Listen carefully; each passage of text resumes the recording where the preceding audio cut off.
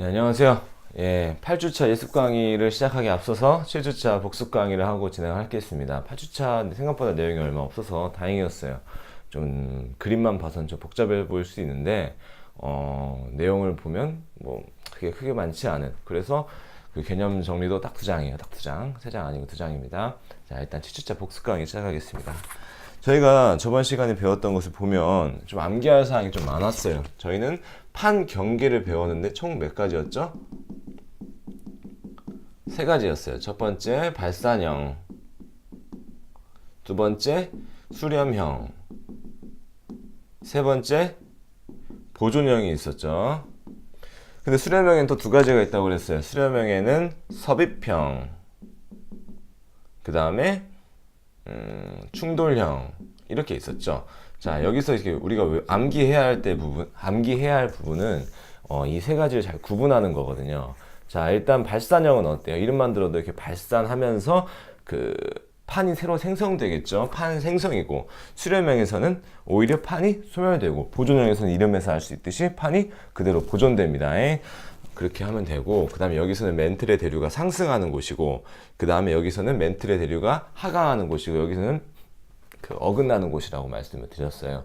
그 다음에 저희가 3가지를 비교하면서 외워야 될 부분이 발달 지형이거든요. 과연 뭐가 발달하는지, 발산형에서는 뭐가 발달했어요? 2가지로 구분했죠. 해양판과 해양판 사이에서는 해령과 열곡이었고, 대륙판과 대륙판 사이에서는 열곡대였어요. 다시 한번 정리할게요. 발산형에서는 해양판에서 해령과 열곡이었고, 대륙판에서는 열곡대, 열곡이 길게 늘어져 있는 열곡대, 기억하세요. 자, 수렴형에서는 이제 발달 지형만 좀 보자면 섭입형에는 2가지가 있었죠. 해양판과 대륙판, 그 다음에 해양판과 해양판이 있어요. 자, 해양판과 대륙판에는 3가지가 있었죠. 해구, 호상열도, 습곡산맥. 해양판에는 뭐가 없어요? 이제는 대륙판이 없으니까 습곡산맥이 없는 해구와 호상열도만 있고, 충돌형에는 대륙판과 대륙판 사이에 습곡산맥만 있었죠. 그렇습니까? 그 다음에 발달지형 보존형에는 되게 간단했어요. 해령 부근에 변환단층, 기억해요. 변환단층. 여기서는 육지 부근에 변환단층인데, 이제 문제에서 이렇게 나오겠죠. 변환단층은 해양에서만 있는가? 아니죠. 육지에서도 있다. 이렇게 말씀을 드리면 될 것 같습니다. 그리고 뭐 제가 생각해보니까 외울 게 얼마 안 어렵더라고요. 대륙판과 대륙판의 때 습곡산맥 얘를 외우고, 해양판과 대륙판 사이에서는 당연히 해양판도 있고 대륙판도 있으니까 당연히 여기도 습곡산맥 있고, 여기 2개 해구랑 호상열도는 여기 있었던 것 그대로 있겠죠. 이렇게 외우시면 될 것 같습니다. 그 다음에 화산활동 이런 것을 말씀을 드리자면, 발산형에서는 천발지진과 화산 활동이 일어난다고 그랬어요. 다시 한번, 발산형에서는 천발지진과 화산활동, 그 다음에 수렴형에서는, 섭입형에서는 화산활동과 천발, 중발, 신발지진 다 일어나고, 그 다음에 충돌형에서는 화산활동은 거의 안 일어나고 천발에서 중발지진만 일어난다. 그리고 마지막 보존형에서는 오직 천발지진만 일어난다. 이렇게 외우시면 될 것 같습니다. 알겠습니까? 지금 약간 아침이라 목소리가 약간은 좀 뭐랄까 좀 깔아앉아 있는데, 뭐 들을만 한가요? 댓글로 남겨주세요. 현타 오네. 다음, 이렇게까지 하면 이제 뭐가 끝났어요? 우리가 지구 시스템이 끝났어요. 자, 마지막 시스템이에요. 자, 역학적 시스템이 중력과 운동량과 충격량의 역학적 시스템이었고, 자, 이때까지 배웠던 것이 지구 시스템이었는데, 자, 이제부터 뭐가 나와요? 생명 시스템이 납니다. 자, 생명 시스템 8주차까지 강의하면 이제 생명 시스템이 끝나요. 그러면 이제 대단원 2단원이 끝난다는 것은 1학기가 끝난다는 것이죠. 지금 진도 현황을 좀 말씀드리는 거고, 항상 우리는 지금 현재 우리가 뭘 배우고 있는지 그거에 대해서 생각을 해보셔야 됩니다. 우리가 지금 현재 위치가 어디인지, 지금 우리가 배우는 것은 뭐고, 다음에 뭘 배우고, 우리가 뭘 배웠었고, 복습은 어떻게 하고, 예습은 어떻게 하고, 좀 말이 길었는데, 자, 이제 생명 시스템 보겠습니다. 저희가 구성 단계를 먼저 배웠는데, 동물과 식물로 나눴어요. 자, 동물에는 식물에 없는 뭐가 있어요? 기관계가 존재한다. 동물에 없는 조직계가 존재한다. 이 정도 생각해 보면 될 것 같습니다. 자, 그 다음에 세포의 구조에 대해서 배웠는데, 크게 보면 핵과 세포, 질이었죠. 세포 질에는 8가지를 배웠어요. 짧게 한번 써볼게요. 세포 질에는 리보솜, 소포체, 골지체, 엽록체, 미토콘드리아,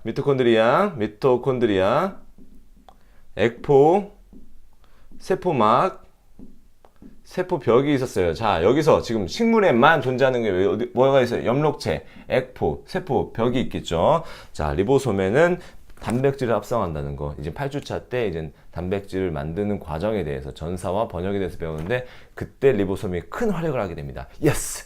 자, 봅시다. 저 약간 오늘 아침에 컨디션이 좋아서 약간 좀 신나는데 이해해 주시고, 자, 이거에 대해서 다양한 것은 저번 시간에 배웠으니까 따로 언급은 하지 않겠습니다.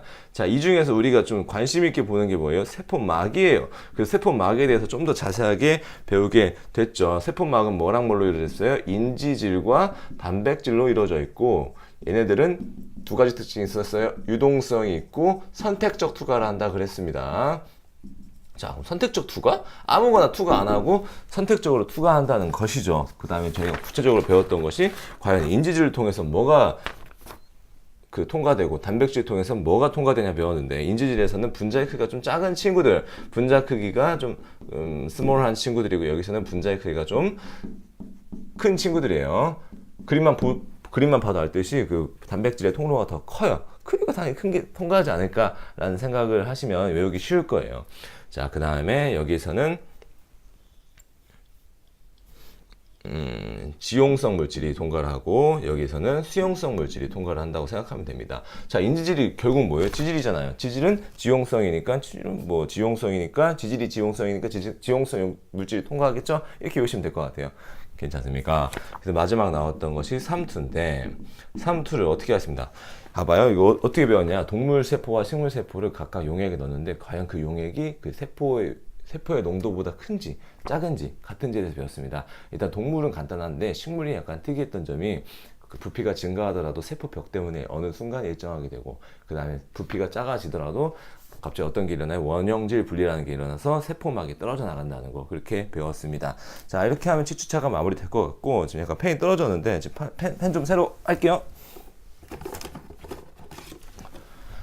네, 지금 잉크 떨어져가지고 지금 새 상품으로 갈아치웠습니다. 자, 보겠습니다. 이제 8주차 예습 강의.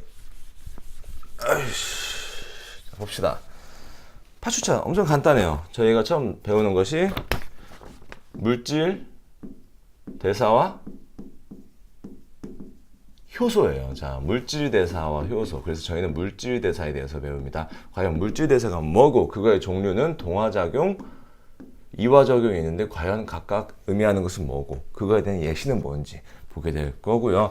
그 다음에 물질 대사를 하면 항상 효소가 관여한다는 말이 있습니다. 효소가 관여한다. 과연 효소의 정의는 무엇이고, 그리고 효소의 주성분은 뭐고, 그 다음에 효소의 기질특이성은 뭐고, 효소가 재사용 가능하다는 거, 그 다음에 효소를 활용한 우리의 일상 실생활에서는 어떤 것들이 있는지에 대해서 배우겠습니다. 자, 이 정도 해주면 바로 이제 뭘로 넘어가냐? 유전 정보의 흐름이에요. 자, 일단 이것은 오늘 좀 알아가고 봅시다. 자, DNA가 가장 작은 개념인데, 그 다음 뭐가 있겠어요? DNA와 단백질을 포함한 염색 사가 있겠고, 염색 사가 응축하면 염색체가 되겠죠. 자, DNA 안에는 뭐가 있을까요? 여기에는 유전 정보가 담긴 유전자가 있겠죠. 자, 이렇게 생각하면 돼요. 유전자가 여기 DNA 안에 있는데, 여기에 DNA와 단백질이 합쳐져서 염색사를 이루게 됩니다. 염색사가 이젠 우리 몸속에는 염색체의 상태로 존재하는 경우가 많죠. 알겠습니까? 이렇게 하면 될 것 같고, 자, 이제 배울 것이 이제 전사와 번역이에요. 야, 이제 알아내. 이름만 들으면 엄청 어려워 보이는데 사실 뭣도 없다? 네, 뭣도 없다. 자, 전사와 번역이에요.